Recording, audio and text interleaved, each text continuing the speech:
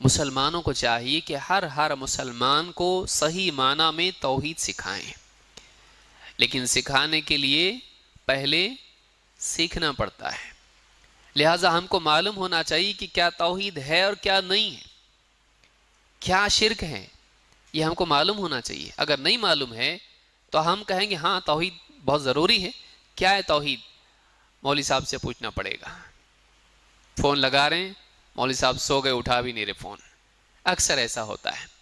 تو توحید فرض کفایہ نہیں ہے، توحید فرض عین ہے۔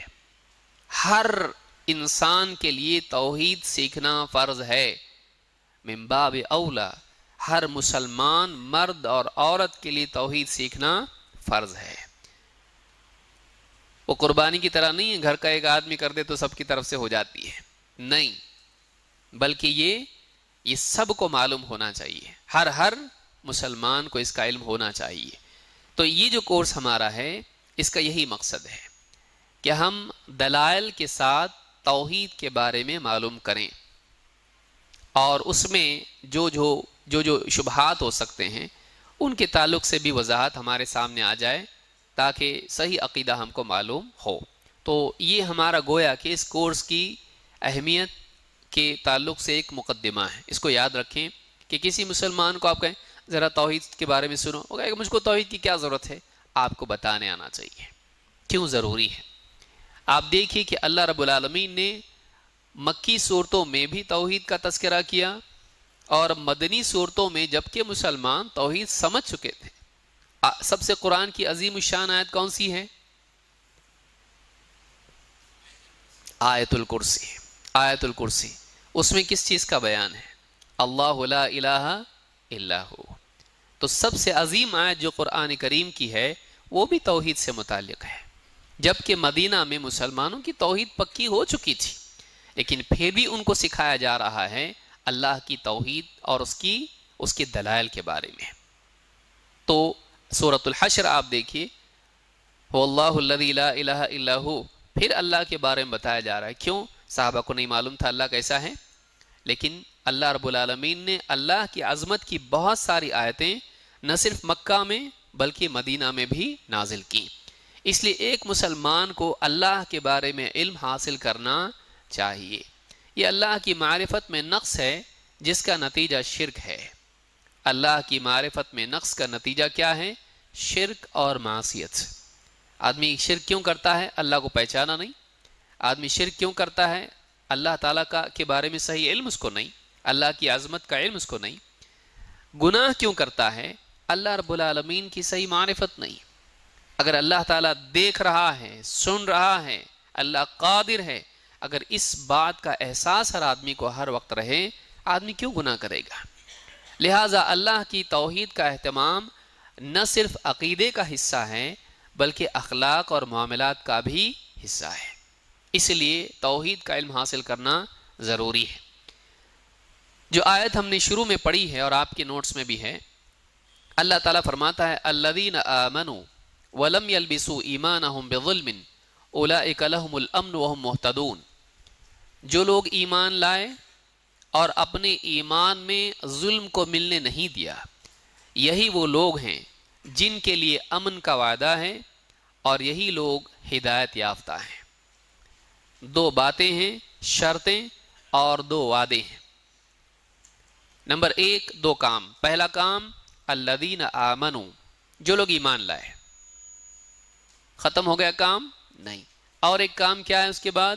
وَلَمْ يَلْبِسُوا إِيمَانَهُمْ بِظُلْمٍ، اور اپنے ایمان میں ظلم کی ملاوٹ نہیں کی ہے۔ ظلم سے مراد کیا ہے؟ صحابہ اللہ کے نبی صلی اللہ علیہ وسلم کے پاس آئے اور کہا اللہ کے رسول ہم میں سے کون ہے جس نے اپنے اوپر ظلم نہ کیا ہو؟ یعنی کون ہے جس نے کچھ نہ کچھ غلطی نہ کی ہو؟ ربنا ظلمنا انفسنا، کچھ نہ کچھ غلطی ہو جائے تو آدمی اپنے اوپر ظلم کر لیتا ہے۔ کیوں؟ اللہ کی رحمت سے دوری، اللہ کی سزا کا حقدار۔ تو ہم میں سے کون ہے جس نے اپنے اوپر ظلم نہیں کیا؟ آپ نے کہا ویسا نہیں ہے۔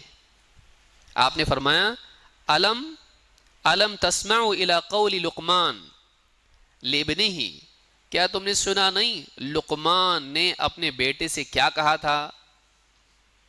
حضرت لقمان نبی نہیں تھے، وہ نیک انسان تھے جن کو اللہ نے حکمت دی تھی، وہ غلام تھے۔ حضرت لقمان نے اپنے بیٹے کو جو نصیحت کی تھی تم نے سنا نہیں؟ کیا کہا تھا؟ یا بنی لا تشرک باللہ ان الشرک لظلم عظیم، اے بیٹے شرک مت کرنا اللہ کے ساتھ۔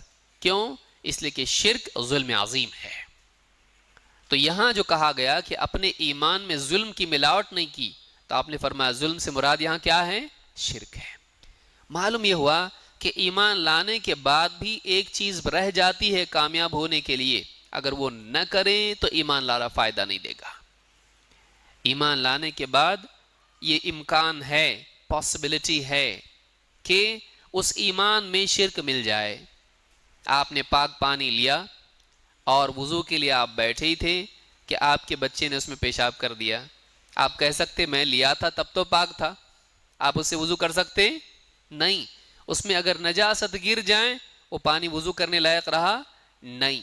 جب تک آپ وضو نہیں کرتے، آپ کا وضو نہیں ہو جاتا، تب تک کہ وہ پانی پاک رہنا ضروری ہے، چاہے آپ نے پاک پانی لیا ہو، لیکن اگر اس کے بعد نجاست گر جائیں ختم، اب وہ کام کا نہیں رہا۔